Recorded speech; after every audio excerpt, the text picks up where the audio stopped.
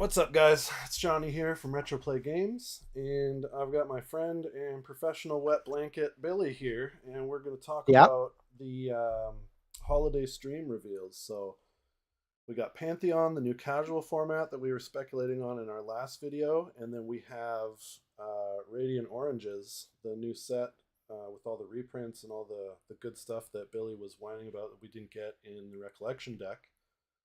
So I'll let you lead this one, dude. What do you think? What do you think about the holiday stream and what we got from Weebs? Is it placating you, or are you still upset about it?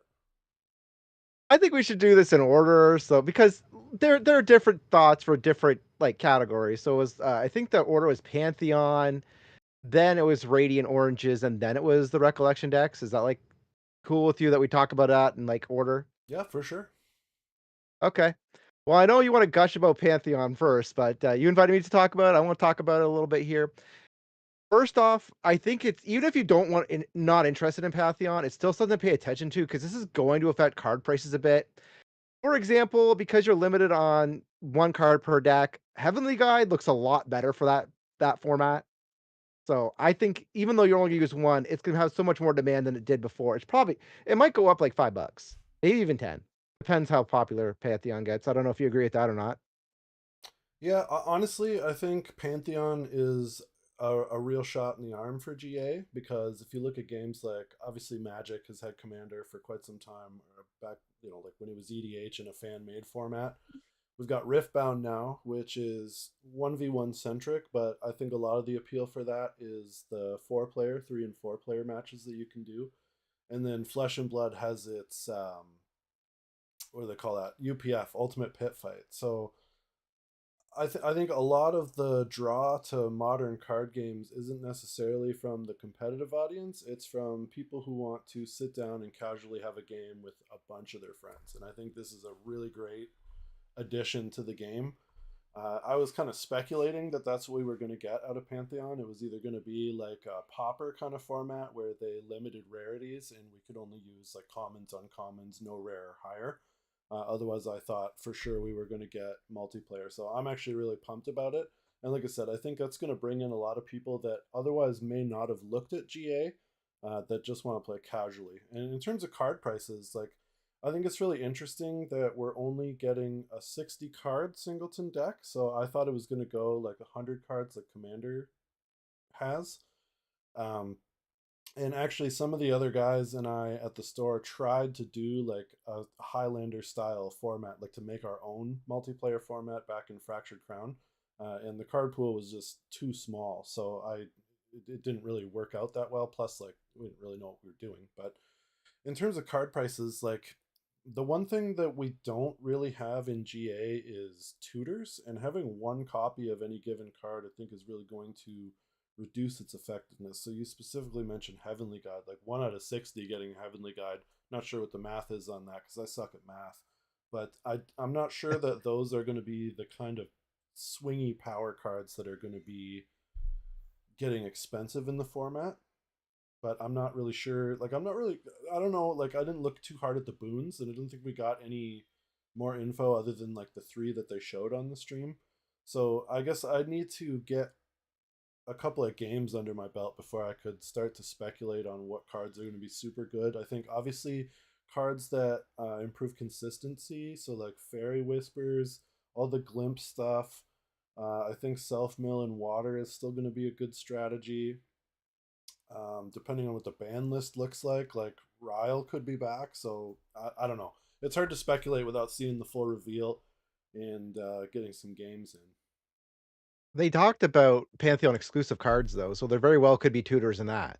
That's true, and yeah, I think Silidar mentioned like quite a while ago that the game he didn't want it to have tutors because it's just kind of like it kind of waters down the way that the game plays and different strategies and stuff. Other than what Luxor's map is the only one that we have that you can just straight up search a card. But yeah, Pantheon exclusive cards for sure. Could introduce. Maybe we'll get some Regalia tutors or something. It'd be interesting to see. And in that case, yeah, I definitely think that things like Heavenly Guide, your dungeon guides, although we're going to talk about the Dungeon Guide reprint that's upcoming, but prices for a lot of that stuff are, I think, going to start to decline more than anything, even with a big influx of players. Like, there's still a lot of that stuff out there. Like, let's be realistic. People aren't really playing Heavenly Guide in the the standard meta. So there's definitely a supply of those out there, and as much as you like to talk about how bad the new prizing packs are, I'm gonna kind of Oh yeah, they're bad. disagree to like I agree to an extent. I like getting the foils from the sets and like having the chance to get foil URs and all that kind of stuff in it. But on the other side of the coin, and to counter what you were talking about in terms of card availability, them changing it from having cards from the current standard set to including a pool of reprints allows them to on the fly adjust the supply of cards and bring the cost of cards down versus buy these boxes. Well, now you can come out and okay, so I saw in Radiant Oranges, which I I think is a great set, but I noticed that the decrees were missing from the reprint list, if I'm not mistaken. So I think that It the could be. I don't think they're on the list. And I think there was some really interesting choices in there, which to kind of tie back to our discussion on Pantheon, I think the card choices in that are going to pander to that format more so than the standard format. Like, don't get me wrong, there's Ghost of Pendragon, there's Arthur, there's Gildas, Frostworn Paladin is coming. Like, there's just a ton of good standard reprints. Um, but yeah, I did notice that there was some stuff missing, but I think that they have, again, to just kind of bring it back, they have the opportunity to address those problems with the new prize pack format. Okay. Here's the thing about Pantheon. I'm not as excited for it as you. I think was I playing that game with you guys? You were doing the multiplayer. Was that the only game you ever played for multiplayer? We played like a handful of the multiplayer games, and it Okay, just because I played with you guys. I played with you guys once, and here's the thing. Okay, I'm gonna say it's a bad format, and I'm not judging this game before it comes out. Okay, I want to stress that right now.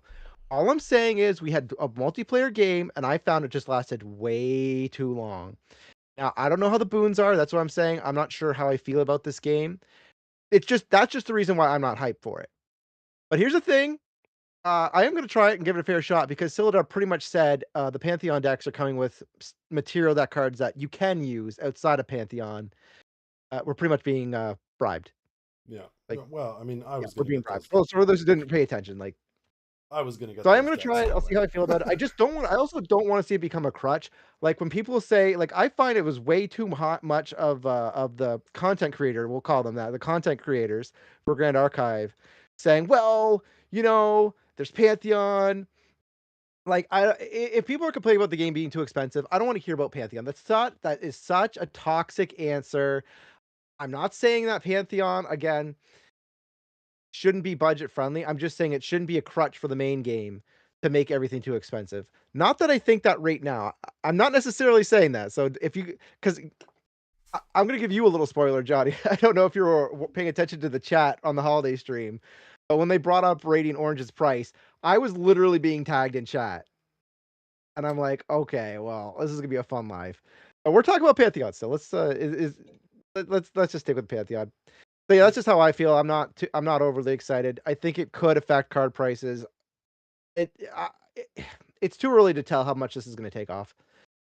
Another, sorry, one more thing. Another thing I have a problem with is I feel like this might be stretching the community too thin. Like I tried to get into Magic the Gathering, and my problem was I had someone who wanted to play Standard. I had somebody who wanted to play Commander. I kid you not, I had somebody trying to convince me to invest in Vintage. And here I was just starting. I was like, can I If you think draft? GA is an expensive game, you're gonna get into vintage Magic? He literally, No I way. told him, I'm like, dude, no, I'm serious. He had an elephant deck, and I'm like, dude, I could buy a car for the price you're trying to sell me. He's like, yeah, but you buy it once, you could play, you get to play it forever. And I'm like, I could buy a board game, the same thing, and have it forever. Like I have Ascension in my board game shelf for like a Magic-esque experience. No, I'm serious. He was dead serious. So that's my problem. And it's like when you're spreading a already low population that far, it could cause problems. But we'll see what happens. I don't know. Well, I'm pretty neutral to it. I'm pretty neutral to it because we haven't really seen the results of anything yet. yeah, and I mean, counterpoint to that, I think, like I said when we started our discussion, I think the opposite. I think that Pantheon is a casual format, especially being multiplayer, like up to 4 players, is going to do more to bring people into the game that might otherwise have not considered GA rather than cannibalize the existing player base. Like me as a competitive player, I'm still going to continue to play standard. And I'm not, I kind of drifted in and out of the stream, but I mean, are we going to be running Pantheon Omnidex events in store? Like it's casual, right? So is it supposed to be You don't get event points. right? Okay, well, not even getting event points, but like, are we going to run organized Pantheon at the store? Are we going to continue to play standard? And then if people want to jam Pantheon games on the side, we can do that. Or maybe we'll have a separate day of the week where we can get, again, um, I think that it's going to do more to bring players into the game than it is to cannibalize the player base. And in terms of the game being expensive, like there's a lot of ways that you can, like if you look at the way that Magic has done things with Commander in terms of assigning tier lists to the, you assign point values to the cards, and then your deck has a certain power level or a certain tier based on the number of points that you put into it or the cards that you put into it. People can house rules or set those kind of restrictions for their Pantheon groups to only include. So like I said, we were talking about a pauper format. Like, okay, well, we're going to play Pantheon, but you can only use common cards. You can't use anything higher than rare, or can't use ultra rare. Like there's a lot of ways that people can still have fun with the game without having to spend a ton of money. Well, I mean, we could probably talk about price when we start talking about RDO itself. Mm. Because yeah, I mean I have thoughts about it. I know people want to hear my thoughts on this, so we'll get into that when I lost your audio, dude.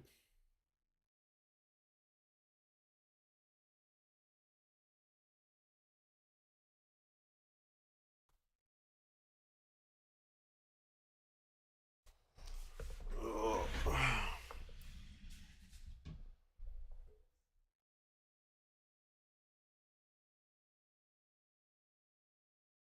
Not on my end.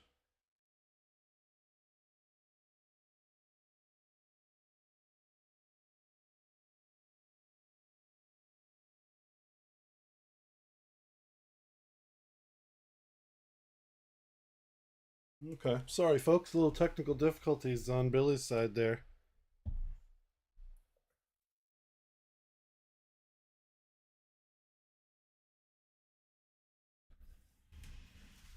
In the meantime, let's take a look at some cool stuff that I have picked up. So, foil Phantasmagoria token. Really pumped about that. Shout out to Draco. Those of you in the Canadian community are going to know who he is from the Discord. Super pumped about that. I love my foils. We got Memorite Shardwing foil. So I'm a big fan of collecting all of the foil tokens, and I am just a few shy with getting that one in. And then we have some CSRs. You guys would have seen this on the opening stream, but for anybody that's maybe centric to Billy's channel and not mine, we got the Treacle Drowned Mouse CSR. And then the literal worst of the sites, we got the Neo site stained glass, which they're beautiful cards. Like, whether or not you're um, a fan of Neos or a Tony enjoyer, as we do have some at the shop, the card is definitely beautiful. Still got no audio from you, dude.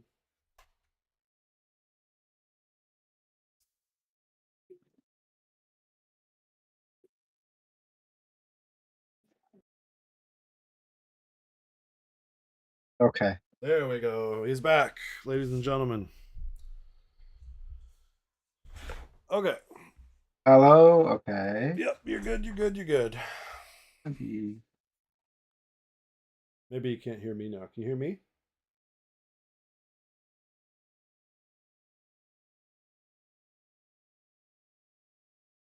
Hello?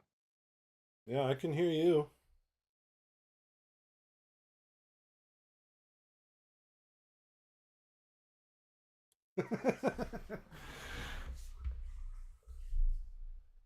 Are you there? Oh, 1 second. I know the problem. I know the problem.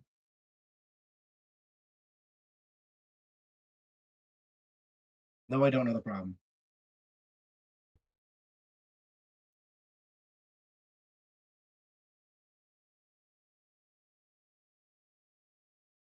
Let me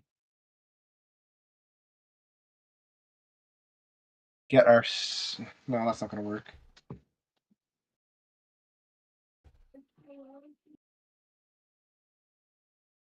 Can you hear me? Okay, there. I got it. Do you hear me now? You hear me now? Yes. Sorry, I tapped the mic. Oh That's what boy. I get. I still, yeah. I know. Okay, we're good. So, what did I Okay. miss? Okay, you didn't really miss anything. I was just showing off some of my foil cards while you figured that out. Okay, good.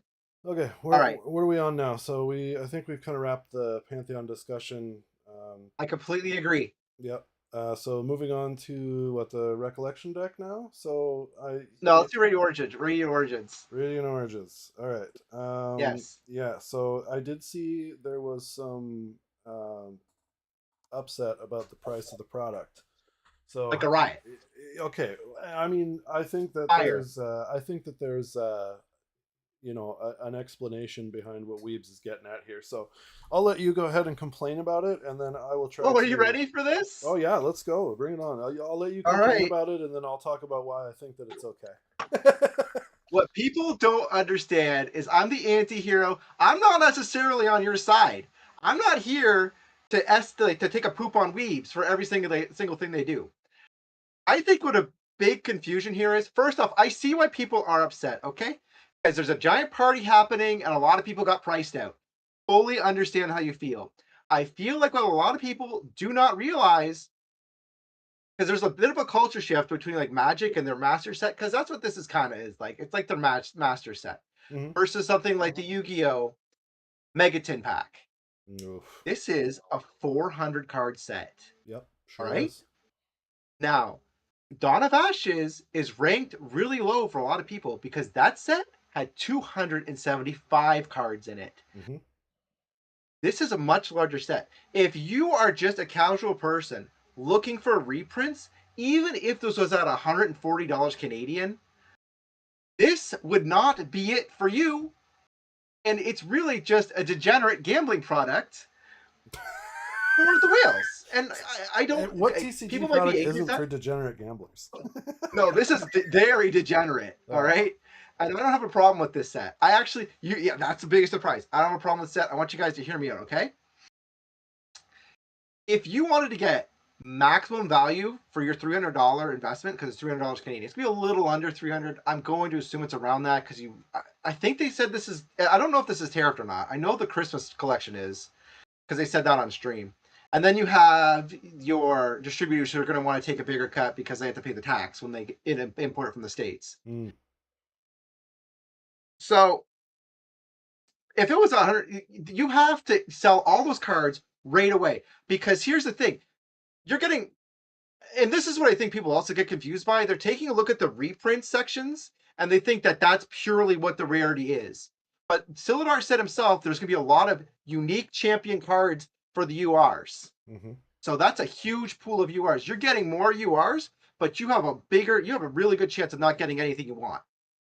I mean, that's always the case with any TCG product. No, but this is increased URs. The whole selling point of this is increased UR, SR, increased rares. Hmm. I'm not saying it's a bad product, Johnny. I'm not saying that. I'm just saying that you to increase your odds because this is even at 140. Okay, Hmm. even if it was a standard, you need to sell this while you still can because a lot of those URs are going to be hyped up because of hype. Hmm. Same with the gold signature cards. There's been a lot of CSRs that are super high in value when they come out and then they dip because they don't have enough usage. Hmm. I don't think the market's going to be able to absorb all these URs and CSRs because those CSRs really they're going to be worth like half as much because you're pulling twice as much. Yeah, I mean, so from a store owner's perspective, like that's kind of been the case with every single set, right? So especially with us, like No, I understand that. our scene is smaller, right? So we don't have the same kind of, like, let's say True Champion Gaming or some of the like major stores that are really pushing GA numbers. Like when I crack all the boxes, like I have the singles available for you. there's always a handful of cards that everybody wants. Everybody wants their guides. Everybody wants the supplemental, good SR UR stuff for their pet champion or whatever deck that they're playing at the time. And then the vast majority of those cards are going to sit around. Even some of the expensive cards, because our scene is geared to be a little bit more casual than most, and a lot of people are more budget oriented towards GA than at least in our locals versus other games. A lot of the even expensive like desirable stuff sits around for me until it either depreciates, or on the other hand, like random cards will sit and then they explode in value, right? So it's not like I'm running out of cards. Like I sit on a lot of stuff until maybe somebody wants to try a new deck or something, and then they'll get interested in some of the stock that's sitting around. But a lot of like GA, there's always those few cards that people are hyped about, that speculate about, which we don't know anything about spoiler season yet. Like we got the reprint list, and that's pretty much it. We don't know about the unique like cards that are coming through there. I just think there's still a lot of information that we don't have before people get super upset about the pricing. And also, like, yeah, the set is huge, right? So like you said, it's like 400 plus cards. They did mention that the CSR hit rate is higher, right? So it's like double the rate of CSRs. You get two and Which a is half why it's times. degenerate gambling. Sure, it always has been degenerate gambling. Like, no, I agree with you. But then there's also 2.5 times the amount of URs, SRs, and then the RDO, the reprint like ultra rare stuff doesn't replace dedicated unique RDO cards in the slot, right? So though, let's say you get like you're gonna pull a GCR, that's not gonna displace one of the RDO exclusive ultra rares. It's gonna replace a rare, which people aren't upset about that because we get tons of rares anyway. So I will just say that like I've been an advocate for a long time of Weebs changing the hit rate in the boxes. I think that like I believe I talked about this on the stream on your channel, where I'm opening like 6 cases of a core set and just completing a play set, and maybe even still have to pick up 1 or 2 cards. Like I think that that's a little ridiculous. Granted, it's trading card game. They want there to be more value in some of the more bulk items, or people actually trading for stuff instead of just buying their singles online. Totally get it. But essentially, what we're getting with RDO is 2 boxes for the price of 1, based on those pull rates, right? So, is it really as bad? Plus, you get like the box itself, which I don't know if people actually care about this or not. I think it's a great like idea aimed at more introducing players to the game. But the booster boxes themselves act as a storage box, which is awesome because I got booster boxes sitting on the floor here, and I would much prefer to have like actual storage for them, which I could use count boxes, but whatever. Point being, you get a magnetic storage box. There's collectible artwork on the sleeves of the boxes too, and you're getting like almost 2.5 boxes worth of SRs, Rs and URs out of these. So I Yeah, it's a don't think bundle. plus increased foil. You're getting 5 foils per box instead of 3. Plus, Silidar even said you could get like 4 or 5 ultra rares in a single box. Like that's crazy. That's crazy value. Look, it might sound like I'm pooping on this thing. I'm not. I'm just telling people to calm down. I'm telling people if you see this on a deep discount, like let's say it could fractured crown crash, this could crash, or they might have way overestimated the amount of people that want it. If you're a casual person, I'm telling you, this is not the set I'd gamble on. So like if you're the kind of person that just buys 1 box, I wouldn't gamble on this set. And you want to know why, Johnny? I'll tell you another reason why.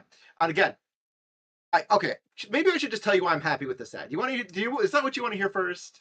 So first, before you start, I just want to say there's a huge difference between this set and Fractured Crown. As Fractured Crown was a print-to-demand set on launch, this is a first edition set. So there will be an RDO alter at some point. This is first edition, so I do not think that we'll see. Prices of the set are going to crash as hard as you're indicating they may. But anyway, continue. Will it be an RDO? I'm not indicating that at all. I'm saying it's a possibility. Yeah, that's what I'm saying. Not saying you're speculating on it. That's what I was saying. Like you're indicating. I'm not speculating. Okay, yeah, I'm speculating. I do think there's a chance this could fail. If you want to say that's a speculation, fine. I am speculating there's a chance to fail. I don't really think that's a speculation. Because usually when I speculate, I like to be more concrete. If it does fail, the boxes get cheaper, you're still going to get your reprints. So if you're somebody that's upset by this, you win either way. Like that's ultimately what's going to happen. Because look, here's my thing. Even if I had $300, I don't think I'd personally buy this box. And I'll tell you why. Because a lot of the UR reprints, like Quicksilver Grail and Grand Crusader's Ring, they dip. Like Grand Crusader Ring dipped below 50 before this announcement. So what's it value gonna be? Like you better sell it right away, buddy. If you pull that full art Grand Crusaders ring and you want value from it, like maybe you pull a couple of the full art URs or something, you better sell it day one. Like you better first week, you know what I mean? Because a lot of times the prices are inflated first week. I'm telling you right now, get rid of that. Because that card's demand is so much lower than it used to be. It's great. And like I said, this is why I like it. One of the reasons I like it is because it makes it so cheap for new players to join the game right now. Like a lot of people are like, oh, you need I keep forgetting, what is that new GCR that comes in rested from Phantom Monarchs? What's that card called? Lost Providence? Yeah, I was say I just There's showed still you. Just showed it to you. Yeah, I know. A lot of decks can splash in Quicksilver and be great with that. There's reasons if you're running Luxem, okay, there's reasons you'd want to run Grand Crusader Ring over Lost Providence. Like, don't be fooled by the new hotness. I'm not saying Lost Providence is a bad card. I'm just saying, like, Quicksilver and Grand Crusaders are both perfectly fine substitutes, or even 100%. Main deck. They might prefer them. Okay, so here's the thing, though. So we have to talk about Pantheon in relation to RDO because, like I said, my thought on how Pantheon is going to affect the game is that it's going to bring in a lot more players. So therefore, there's going to be a lot more demand. Like even in our play group, Don doesn't have a Grand Crusaders ring yet, right? So there's still people out there that are, again, more budget conscious about the game, not as hardcore competitive as maybe you or I are. And a Pantheon is going to introduce a brand new flood of people into the game that are going to want those cards. So I don't think, like, oh, sell your Grand Crusaders ring in the first week after you open it. I don't think that's going to be a thing as much as you think because. All right, here's where we're speculating. Here's where we're speculating a lot differently. I don't have that much hope in RDO blowing up the popularity of the game. I don't think that. I think it's a perfectly fine little side distraction. I'm not saying RDO. Pantheon is going to increase the popularity of the game and bring. No, that's what I'm saying. I don't think it is. I think it is, man. I disagree. I think it's a fine little. Why would weebs try to placate the existing player base with a new format when they need to grow the game in order to sell more product? Like 100%, it's aimed at bringing new people into the game. I didn't say it wasn't aimed at it. I just didn't think it's going to be that successful at it. That's what I'm saying. I disagree. I think it's going to be great. But anyway, they're not giving event points for it. That doesn't matter. So, like, I'm not going to get my gold or silver card from playing Pantheon, and as a new player, that's supposed to entice me? I don't think so. No way. So, if anything, they should be giving gold and silver cards. No, like the price, the gold. There's no more tiers. The event. Oh, okay. You're talking about the promo. I'm not talking about event packs. I'm talking about tiers. About event packs. Like, bro, we haven't had. No, I said card. I was correct. A long time. Also, you said that those were better. I just want to talk about that because I saw in your little walk and talk video, you're talking about the gold and silver packs, or wherever I saw you talking about it. Those were the event packs were better. The gold absolutely they weren't better. Those were see-through, dude. You could use a flashlight to look through them. In any other game that uses the pricing was better. Okay. If you're a local store owner and you're looking through with your X-ray vision, I mean that's pretty freaking bad. Okay, which like just disclaimer here, I don't do that, but it was a thing. Yeah. Okay, the contents were way better. People like to sell their packs, right? So people could cheat, so that made the contents worse. No, it was way better. The contents I was pulling way more hollows in those packs. I got way more trade fodder in the gold and silver than I did in the black ones. Any day of the week with no contest. They were a poorly executed. I don't know. Maybe for tampering for cheaters, I guess. Well, and also for people reselling the packs, right? Like I think just straight random rarity in the black packs is the better way to go, regardless of why were they reselling the packs. Because people do that with their prize. Because people do that with their prize. Because they're people better. Sell the event packs now. People sell the sapphire packs because there's good stuff in them. The sapphire, because the sapphire packs are better than the black packs. I'm not paying that much for someone's prized black pack. I might spend a couple dollars on it, but I'm sure as heck not spending as much as I would on the gold or silver event packs. I mean, I got a. It's a hot take, Johnny. I got a foil. People say I have a hot take. This is a hot take. I got a foil Art of War and a foil. No, it I didn't say wasn't you couldn't pull pre-sale. anything from the We got black like packs. I hundreds of pulled stuff dollars from the worth of black value in packs. those. The black packs, I think, are just fine. I'm telling you, Ray. I think leave in the comments below what event pack you think was a better one. I'll really be surprised if people think that the black ones are better than the gold and silver ones. There's no freaking way. Yeah, drop a comment. Let us know what you think. I'm advocating for the black packs, and again, with the new format, they can, introduce all kinds of crazy value. They can control the price of singles. Like, it's a great idea. Anyway, continue on about Radiant Oranges. Okay, look, I'm not okay. All right, fine. I mean, look, ultimately, a lot of these cards are going to get cheaper. Solidars himself seems very, very confident a lot of these playable cards are going to get super cheap. And, like, I believe him. Good. The Ghost of Pendragons. I want to talk about Ghost of Pendragon. Everyone wants to talk about I brought that up in the Merlin thing. I think that price is just going to go to, like, 30, 35. Ooh, no, I think we're talking like 15, $20, dude. Oh my gosh, dude. Usually I'm the one lowballing stuff. What happened here? Well, Dungeon Guide used to be more expensive than Ghost of Pendragon, and now look where it's at, because it's received a ton of reprints. And again, it's getting reprinted again in the Recollection deck that we're going to talk about after this. That card's a couple pennies. I think that there's going to be so much of this product opened. Okay, so let's talk about the CSR. No, I agree. It's right? For whales. Well, it's not 100% just for whales. It's for everybody. Well, but it is. Whales, I'm going to open a ton of it. And the reason being is because there's amazing CSRs. So we get the Serene Spirit, we get the Fragmented Spirit, CSRs. They can all have different champions on them. There is so much collectability in this set that I think that people are going to open so much of it. It's going to absolutely crush the price of singles. Again, counterbalanced by the new influx of players that I'm anticipating are going to happen from Pantheon. But I think, and I hope that the prices, I would like to see Ghost of Pendragon come to $15, $20. And I think that's I think that's where we're going to be at with it. Here's the thing. You're saying it's for everybody. This box is for everybody. Yep. For $300, I'll probably be able to buy the 4 Ghosts of Pendragon and maybe even the crappy looking glass that comes in this set. Okay, but that's a non-starter, dude. You can't build a full deck for $300. You can't compare opening product versus buying singles, because everybody knows. Everybody I will sure tell you. Can. No, you can't, because in every single TCG, everybody will say that the most economical way to get the cards you want and build the decks you want is to buy singles. Everybody knows that. So it's a non-starter. There are certain boxes. Okay, look. There are certain boxes that are worth it if you have some spare money and you want to gamble a little bit. This is like box, Mercurial Heart Ultra Edition. Mercurial Heart Ultra Edition was a pretty safe bet. You had the Icebound Slams, you had the Decrees, you had Sadie. You're probably not opening Shadow Club, but that was it. There was a lot more generic support. But this isn't generic support. This is champion specific support. That's an RDO. There's a lot of. What are you talking about? The reprint list is huge. There's so much good stuff on there. The reprint list is huge. I'm going by what Solidar said in the stream. He said there's a lot of unique champion URs. That's what he said about the set. Okay, but we're talking about reducing the price of existing staples that players. No, and yes, I'm saying you're not. I'm just saying I don't think you're going to get as many of those reprints as you think you are in a box. I think there's going to be a healthy balance. I think let's just how I took it was he was more towards Grand Crusaders Ring and Quicksilver Grail, possibly Looking Glass, and I cannot freaking remember Lost Province. Thank you. Yeah.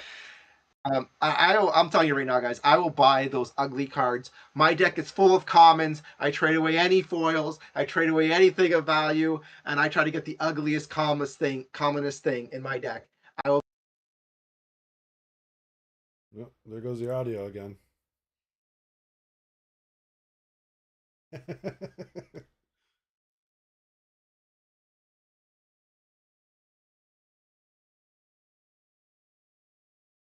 All right, so people who are watching, anybody who's watching, what do you think of RDO? Let us know that in the comments as well. I know a lot of people are upset about the price, and I think that, yeah, that's fair. Like, it is. I got it. All right. Let me just finish. I think that it is a more expensive product. 100% can't disagree with that. There's some points that I'm going to debate with Billy on that though, but I think that the value is there. So you let us know in the comments what you think about it. Is it a good product? Is it a bad product? Good value, bad value. Good for new players, bad for new players. Let us know what you think. Go ahead, Billy. Continue. This is good for new players. Let the whales take the hit. Look, I get what people. Like I said, I get you're upset about the cost. I get it. It's going to either succeed and the whales are going to buy it all and have a ton of stuff to trade, or it's going to fail and you'll find it on discount. Either way, you win, guys. Great product. I think it's a great product. And also, people are crashing out about MSRP, but realistically, no store charges MSRP. So for anybody that's new or not really familiar with, back end of how stores operate, we have what's called MAP, which is minimum advertised price. So that's the lowest price that stores are allowed to like put up pre-orders or sell on their website, or like publicly put the sticker on advertising it for that in their store. So MSRP is the manufacturer's suggested retail price, which is usually, reasonably high. Then there's MAP, which is the lowest price that we're allowed to actually sell the product for. And then there's stores that, are just selling the product like as cheap as they can. So I do MAP. Like, you guys pay MAP for stuff. I don't sell it you at MSRP. So there's a case in point right there, is that you guys are already getting below MSRP, and you're getting like 2 boxes for the value of, or 2 boxes worth for the price that you're paying. So I think it's I think we're in agreement it's a good product. I just don't think the price is as big of a deal as people are making it out to be. On the other side of things, the economy is bad. Like, luxury spending on TCGs and hobbies and all that kind of stuff. I get that it's tight to, especially for people that have more than one game that they're playing. Like, I'm into Riftbound now, and GA is still my main jam. But I get it. So it is what it is. Can you hear me, by the way? Yep, you're good. Okay. Here's the thing. I'm gonna say. I'm sure people want me to say one mean thing. I'm gonna say one mean thing. Okay.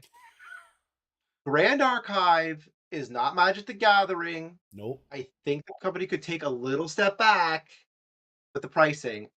If you want me to be honest, I think they should give Canada like a 10% discount on for the stores to buy it, considering the tariffs. It's already super expensive. When I worked, for people who don't know this, I sold premium product before. When tariffs like that happened, I guess I can't really say what happened there. I had an NDA, but we worked it out. I mean, Weeb's production costs go up too, right? So like, it's cardboard. Sure, it's cardboard, but they're still subject to what's happening with the U.S. government as well. Their product is manufactured in Taiwan, so they're subject to whatever pricing changes and things like that are happening over there. As people know, I'm sure are aware, there's a lot of tension with China and Taiwan. Like, there is. They're subject to all the manufacturing changes and logistics and all that kind of stuff as well. So, I mean, they had to up the price of boxes. I can't remember when it was which set it was that they did it, but boxes got a little bit more expensive, and that was a response to global economic conditions. Also, keep in mind, like, Weebs is a small company, and they can't afford to do the same kind of bulk that other companies can do. And I think that they're trying to improve their printing capacity, as we've seen print runs set over set have increased over time. So that's an investment as well, right? Like, there's competition from all these companies that are trying to utilize these printing companies, and you got to pay to play, right? So it is what it is. Look, like, I'm also, going. Look, since you mentioned that Weebs is not Wizards of the Coast, and they are not, like, GA is not Magic, 100%. Nobody's paying $600 for this premium box. If this is a Magic product, you would be paying $600 for the privilege of opening this box. Nobody's doing that. We're still well within line of being a more budget conscious game. Look, okay. I think we're both kind of agreeing about RDO. We agree with it for different reasons, but we're both agreeing that this is good for the game. The box price is fine. Oh yeah, I wanted to bring this up too. Speaking of box prices, if you're upset by this and you wanted to do some degenerate gambling, I see a lot of Dawn of Ashes for $100 right now. Like, people are trying to unload that. Yeah. Well, and also, if you were all the reprint equity from that set is being utilized in RDO, so the price of that set. I mean, I'd rather roll the dice. Like, different, but I'd roll that. If you're a budget person, you're upset by it, roll the dice on Altar. You might get the Ghost of Pendragon. I don't know. And also, you know, if you're looking for something like, I kind of like distorted reflections. Yeah, Like if DTR you're was looking fun to to open. invest, DTR was good. art that has a lot of hits in it. You got the liminal guides, which people are pulling like candy. You know, I don't know. So I mean, I would say Okay, for to what you were talking about before, like Mercurial Heart is a great set to open, especially considering we oh know yeah, that the decrees have not been reprinted in RDO. So if you want to, those are I don't staples think for. Stadia is either.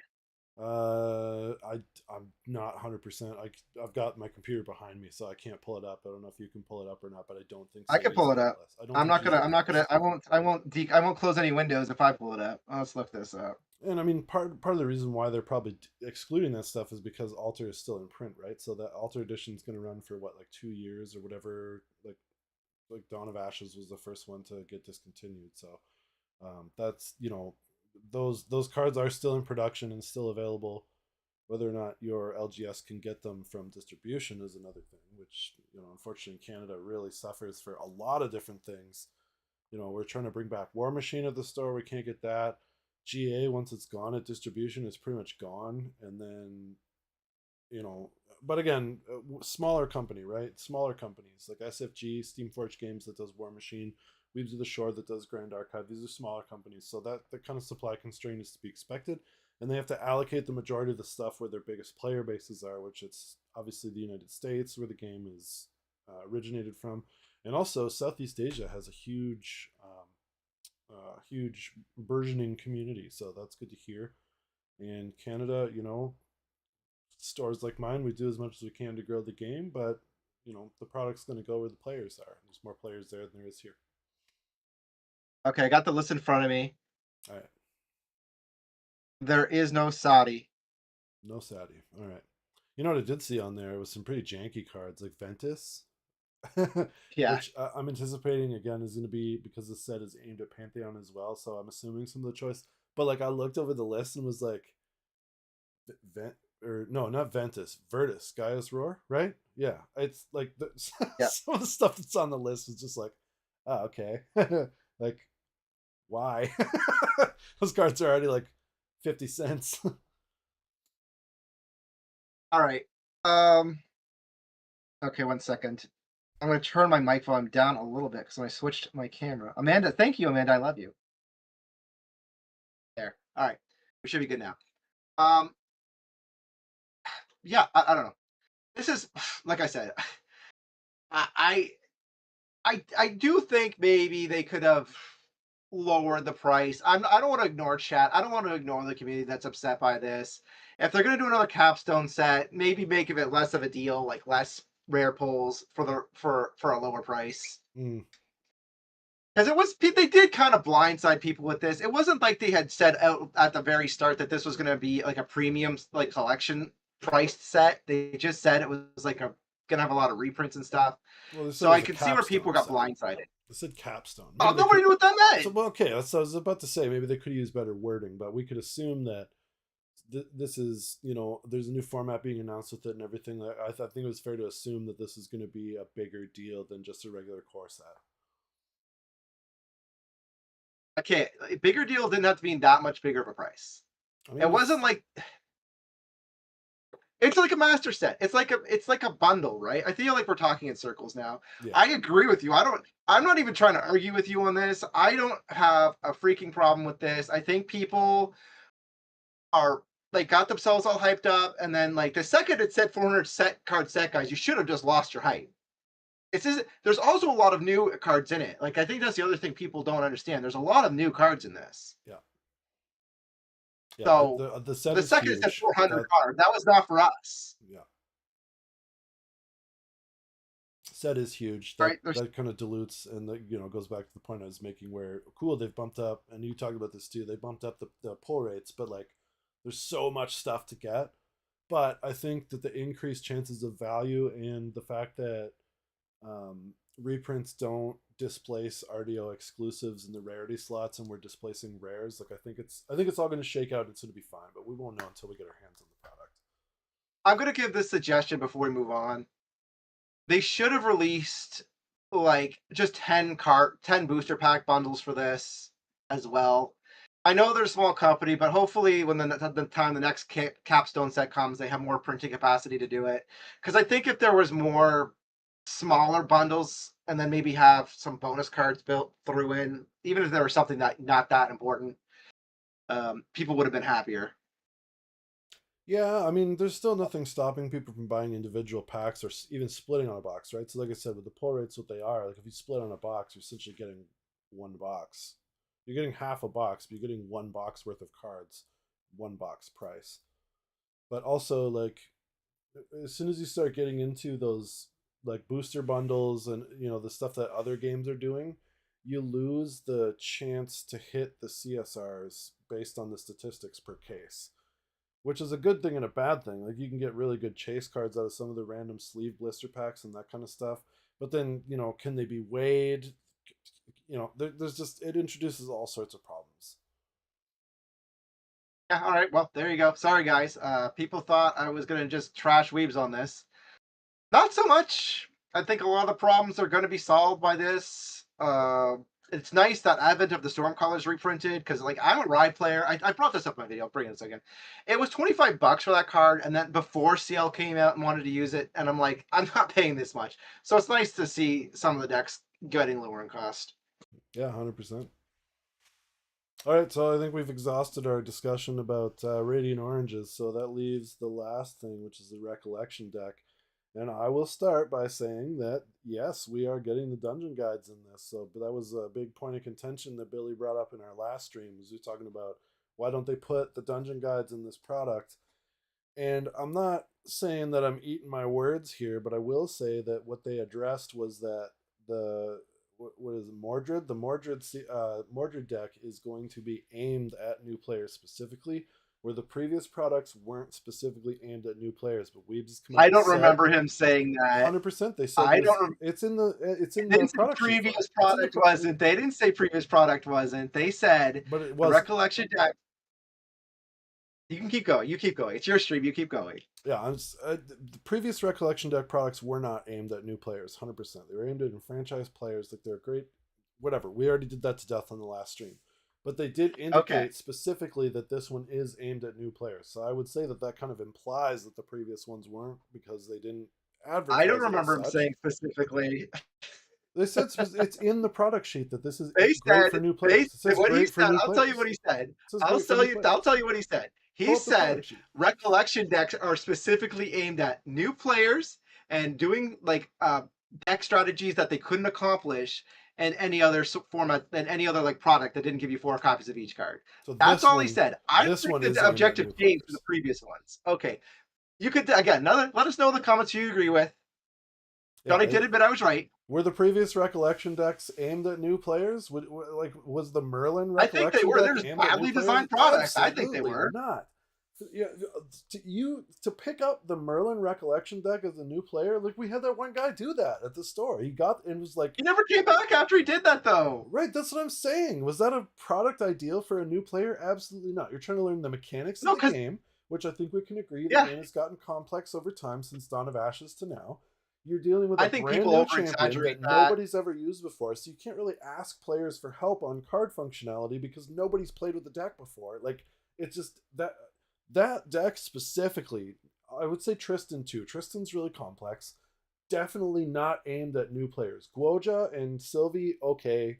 I could see, yes, like they're a little bit easier to pilot. The core mechanics of it, fine. But the vast majority of Recollection decks definitely not aimed at new players. And I would go back and say none of them were because they relied on you having access to cards that they didn't include in the deck in order to make them competitively viable. Regardless, we're getting the dungeon guides, we're getting Frostworn Paladins in the Mordred Recollection deck. It is billed as aimed at new players. So go ahead, Billy, tell us what you think about it. Okay. First off, Tristan was not that bad for new players because you know what? We've all been there and we had somebody, I used to have the haterade for that deck and I still do, but it's not as bad as I thought it was. I would have graded Tristan like a D. I'm going to rank her all the way up. I graded double D. Continue.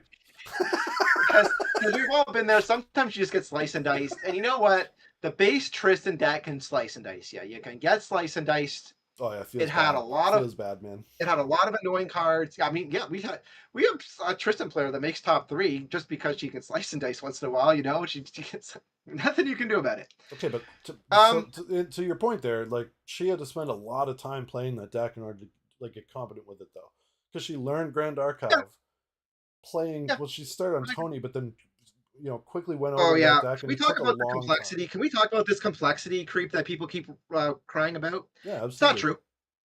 Go back to when Grand Archive started, and try playing Rye with Reckless Conversion. Yeah, Super hard. Rye's a math deck. It's bad. Lorraine used to be able to wake up when she leveled up, so you had a ton of combos there. This game has always been just as hard as it is now. Okay, Luxem is one of the most complicated decks I've ever played in any TCG, and that deck has been around since the start. Lorraine wasn't complicated. She was just insanely good with the draw power that she had off of the wake up on level, and then Spirit's Blessing and Sword of Avarice. Like it was bad. It wasn't complex. Okay. It was just too good. I can keep going. Do you guys want me to rant about Toner some more about how complicated that deck was? There's not complexity creep in the game. There really, really isn't. It's always been super complex. Tony's just bad. It's not hard. It's just bad. Like I think people try to overexert their brains trying to make it work, and it doesn't work. It's just bad. All right. Yeah. So this recollection deck, I want to say 2. Sorry, I Tony mouthed off. enjoyers. I should apologize. I know there's a lot of Tony enjoyers out there. I want Tony to be good, but he's just bad. Continue. Okay, side note here. People keep hyping up Tony for Pantheon. I still don't see why you'd play Tony over CL. It really, I mean, if you want to be like the pity player where everyone's not going to target you, you definitely can play Tony, but CL's still better for Pantheon too. Yeah, I mean, different strategies, right? Like, there's completely different To unpreventable damage in either one. I think Tony is cool with the different strategies. I mean, we might be getting CL's going to love those extra dedicated turns. Tony support, right? Like we don't know, but there's already been so much invested in domains and all that kind of stuff. Like again, Tony is more like he dips his toe into the tokens, which I kind of thought CL was going to do that too, but he's more about like buffing yourself based on the omens that you have, which I thought was going to be more like graveyard recursion or token play or something like that. But they are two totally different things. Like Tony relies on his tokens and domains and things like that versus CL's. Yeah, Tony relies on bad strategies. CL gets, once he gets enough omen counters, which he'll get because it's a longer format, he'll be able to draw an extra card every turn into memory. Yeah. Just free. He gets a massive attack bonus, and he's getting to keep drawing cards, and he's also going to deal unpreventable damage, and he also gets to take cards from his banishment omen counters and switch them back into his hand. And in a best of one format, that means he always has 2 copies of every card, because when you put it in the graveyard, you can banish it and then use the armor to bring it back. CL is way more busted for this format than Tony is. He might actually be the best.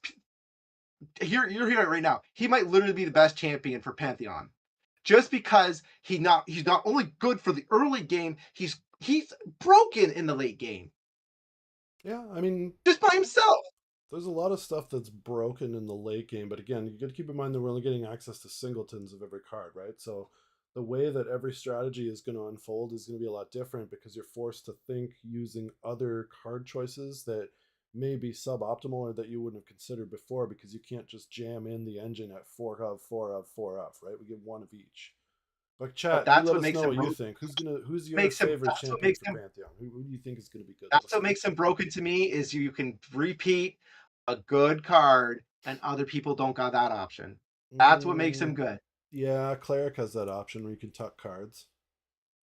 Mage, right? Do you have to draw a specific card for it, or is it built in the champion? No, there's cards that do it. And you can do... I'm asking, do you have to... Because CL just has it built in. Kongming has the... where you tuck it into the material deck. Preserved? Preserved, yeah. Preserved, yeah. Sylvie has that too. I think that's fair. I just think I don't know. To me, CL's like just clearly the best champion for Pantheon. I mean, he's definitely good, but there's also we're seeing Diao Chan is getting some support in Mortal Ambition Altar. Super pumped about that because I wanted that strategy to be good. So thank you, Weebs. Well, she's also getting us with some Terra support. Okay, so I guess I got off track there. I want to talk about this the deck Yep. because I did a Recollection lot of deck. trash talking. I did a lot of trash talking. And you know what? It wasn't just you I addressed. I had Braid that Merlin video where I ranted about the Merlin deck being dog water. And now it is.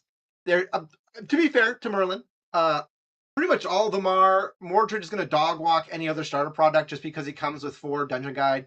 Mm-hmm. And And 4 Frostborn anything out of the Paladin. box is That's never, crazy. yeah, anything out of the box is never going to keep up with that.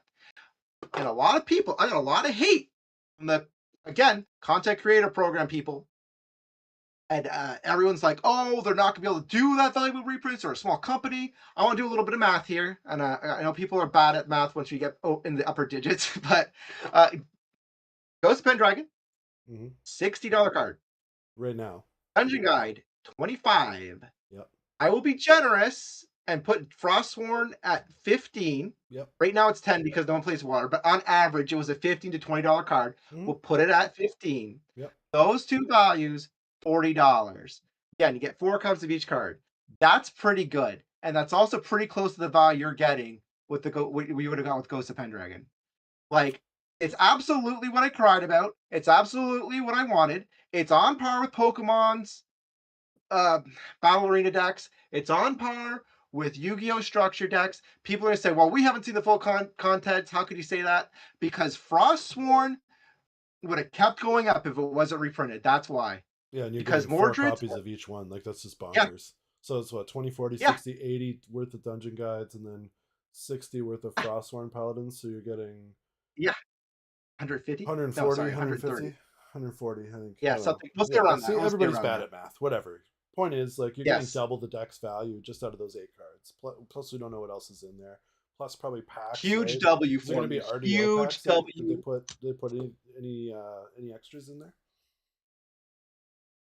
Are we getting RDO packs? Pardon? Are we getting RDO packs in Mordred Rico, or like? Yeah, I think we probably are. It's probably going to make that recollection more expensive because we probably are getting it. I thought about that, and keep in mind that when it gets a recollection light, it will be less expensive, and you could probably just sell the Radiant Origin packs to somebody to compensate for that cost. Yeah, I do that. I sell. I take the packs out, and then I sell the decks to the players cheaper, right? So if you guys want to do that at my store, you definitely can. I'm always happy to crack packs. I argued with everybody. Huge W for me, huge L for you. I don't want to hear people argue, well, I was talking about balance. I didn't say no. When you're talking about the stores, how to make money, and all this other stuff, why they couldn't reprint Dungeon Guide, if people had just been more neutral to that point, I would have looked like an idiot. But they took 2 of my suggestions from that video, because in my video, I suggested putting in the Dungeon Guides, and I also suggested putting in some of the lower reprints like Snow Fairy and stuff. Sorry, Dream Fairy and stuff. So it's nice to see the Frost one in there. We've did an excellent job with that. I'm sure Silar watches these things. You can have a nice drink, a nice relaxing drink, not a stressful drink this New Year's. You did it. I think the game is actually in a really good spot for budget players, especially because let's say Mordred sucks. The Luxem engine's like nothing now. I didn't expect them to actually put Dungeon Guide in. Like, that changes everything, because the Luxem is a tier 2 deck. Like, let's be real. It's tier 2. It makes tops 8 fairly often, but not every single time. In my mind, a tier 1 deck makes top 8 consistently. So like Tristan's tier 1. Like, I hear people call her tier 2, but I'm like, she literally makes top 8 like every single ascent. How is that tier 2? She's maybe on the bottom of tier 1, but she's tier 1. And then you have something like tier 2, like Slimes is kind of really low. Like, it'd be a really low tier 2 to me, because like it makes it only every so often. But something like Luxem, like I'm not surprised when I see Xander here and there. Well, it's annoying to play against. So that's what I'm saying. Yeah. So you have now you have 2 budget decks you can go after. Like, let's be real, Phantom Monarchs right now is such a loser time to join the game. It's kind of boring. Everyone's hyped up for Radiant Origins. You want all the new people who want to join are probably going to wait for the new Recollection deck. I still think there's a reason to buy a starter deck, buy something, maybe even a slime deck. Just grind out for event packs to get some Luxem cards, to get some trade fodder, because now Luxem is like dirt cheap. Like, there's nothing expensive in the deck. Good. And you have yourself a solid tier 2 deck. Like, when people whine about the price of the game, I'm like, you guys got to be a little realistic here, okay? Like, I get it. Like, somebody made a good point. The game is either super cheap or super expensive. Like you're either playing a cheap deck or you're playing a really expensive deck, and there's no mid-tier decks. But the cheap decks now cost like nothing. Mm-hmm. It's like nothing to build slimes. It's like nothing to build Luxem. You can buy the Mordred deck. I'm telling you, you're probably going to be able to buy the Divine Relic. You can probably get a Grand Crusader ring, your Luxem engine, including the Language Assault, with everything. So you sell the Radiant Origins packs that come in your deck, right? Mm. You'll probably be able to build it for under 100, like around 100. We'll say around 100. Probably around 100, you can build a Luxem deck. Yep, probably. So if you're spending that little, you should have some wiggle room to start saving up and getting some more expensive cards, especially when a lot of cards are going to dip in price from these reprints. Like, it's a great time to join. They fixed everything. I'm really happy because like my video is 100%. Like you could think I was wrong on how I came to the conclusions of the Merlin deck and everything, but at the end of the day, I was right. Yeah, I totally agree. Like it's not totally agree that you're right, because I can never agree that you're right, because that's just the way we do things. I know that. But yeah, you know, in terms of it's a great time to join the game, I definitely agree with that. Like I'm super pumped for RDO. I'm happy that your outlook on things has turned around, because you're definitely a little bit salty when you know, everything was announced for Merlin and seeing what happened with Merlin. So yeah, I'm there's really a reason pumped. they improved the decks. There's a reason I understand they probably had Mordred planned out months in advance before that video even got shown, but I think that they took a look at some of the problems of the game and they did address them. So I think, well, either way, I mean, they're a small company. It's possible they adjusted it sooner, but yeah, no, I think like I said, I think I see a lot of players upset by it still, and I hope that they change their minds. And I'd also like to give a shout out to one particular YouTuber. I'm not going to say any names. I'm not that kind of person, who was very argumentative about a lot of the points I had made on a lot of the posts, Was it me? and had to announce publicly about the Recollection deck in front of the whole world containing Dungeon Guide and Frostsworn. I'm like, that's a little humiliating, because you argued so hard against me about it, and then you had to announce that they made the tier 1 deck. I'm sure he's happy about it, but it was funny to me. I'm like, oh no. I mean, that's the way it goes, right? Sometimes we disagree on stuff, and then somebody gets What in proved Mel? wrong. But I'm never wrong. What in Mel That's all for I the know. whole That's community? all I know. Yeah, the drama. Yeah. So yeah, fun. there was a lot of drama I had with the community content creators. I'm taking my victory lap. That's the end of my victory lap for this one. Huge W. I think I cemented myself as the anti-hero YouTuber of this game. Literally just trying to think of the best for the game.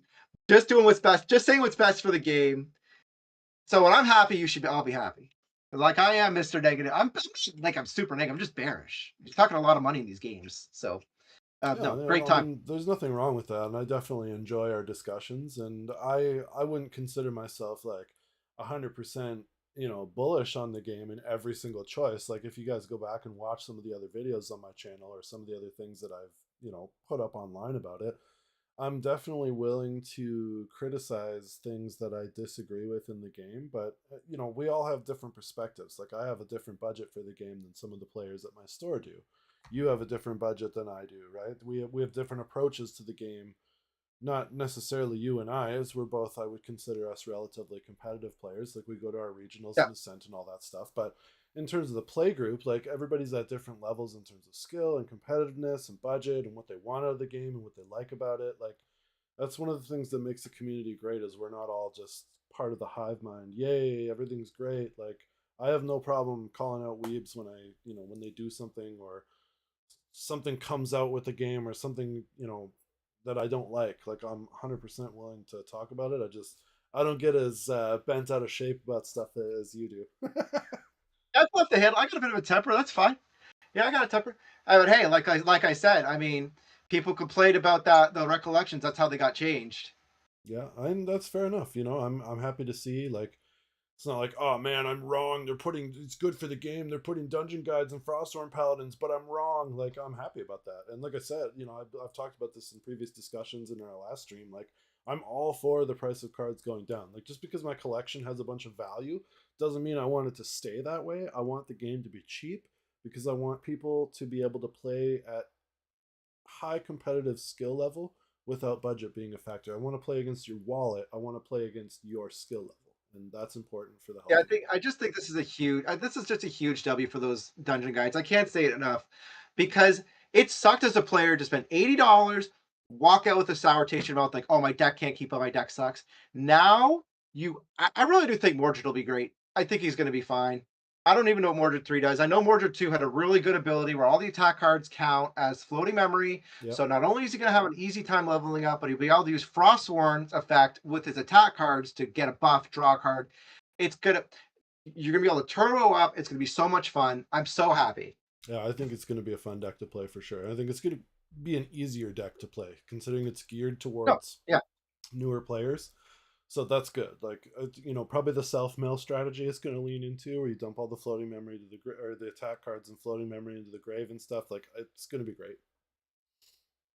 Oh, okay. So you're saying people should pick up some self-mill cards then? Yeah, I mean, that's always kind of a thing in water, right? Like, self-mill is a core part of that strategy. And again, the decrees, Cerulean Decree, if it's pure water deck, is probably a good call. Okay, so I do think there's another factor to this too, actually. I want to bring this up. This gives me faith in mass reprints for staple cards. Mm-hmm. So, like, Liminal Guide could probably use a reprint like this in, 3 years? Maybe we'll see her in... well, we're getting Alter, right? So there'll be Liminal Guide in DTR Alter. That's what I mean, though. I mean, I just mean it'll be like there's chances of stuff Staples getting mass reprinted too in the future. Yep, 100%. Which will help it'll help cool the prices. Like I said, they can control the price and the population of cards through the new event pack strategy too, which I know. No, and you know what? It's a two-sided coin, 100%. But on the trying to look on the positive, as I said, like, I do look on the positive. I know, but I mean, I'm saying, like, I prefer, just like you do, getting the cards from the actual set. Like, on the plus side, they can further address the supply and price of cards through the new event packs, which is good. This is fantastic to players because, like I said, old boxes are going down in price. It's really going to cool the market off. The GA market itself was way too hot. This is a great time for the game, and I would start haggling, try to get some cards cheaper right now. 100%. I think it's it's going to be a great time. Plus, with Pantheon and new strategies and things like that, like, cards go up and down and fluctuate too, right? So if you can get boxes cheap, get those good singles, get those good staples, and it's a good time to. We're eating good. It's a good time to be a GA player. But anyway, we're at the hour mark, and I 100% have to jump offline now because I can hear my kids screaming in another room. So my wife's screaming in the other room for waking up my kids. So. Nice. All right. Well, good having you on the channel, dude. It's good discussion as always. And unfortunately, we don't have locals this week because we got New Year's. But I am looking forward to seeing you at locals the following week. And we got Store Championships coming up soon. RPG on the list for Store Champs. So I'm looking forward to that and seeing what happens too. If you guys are local to the area, I know we get guys from Toronto that like to come down and play. The London crew. I don't know if anybody from London is in the chat, but, like, don't be a stranger. Come by, check us out. Yep. All right, man. Thanks for coming on. And I guess the next one's on your channel. So for anybody that's not familiar, this is at ENTP Duelist, Billy. So make sure we'll have it tagged. We'll have it tagged too. Yeah, 100%. Give his channel a like and a sub. Make sure to like and sub and share my channel too, so we can both continue to bring you some more awesome GA content. And we'll see you next time. Bye. Bye.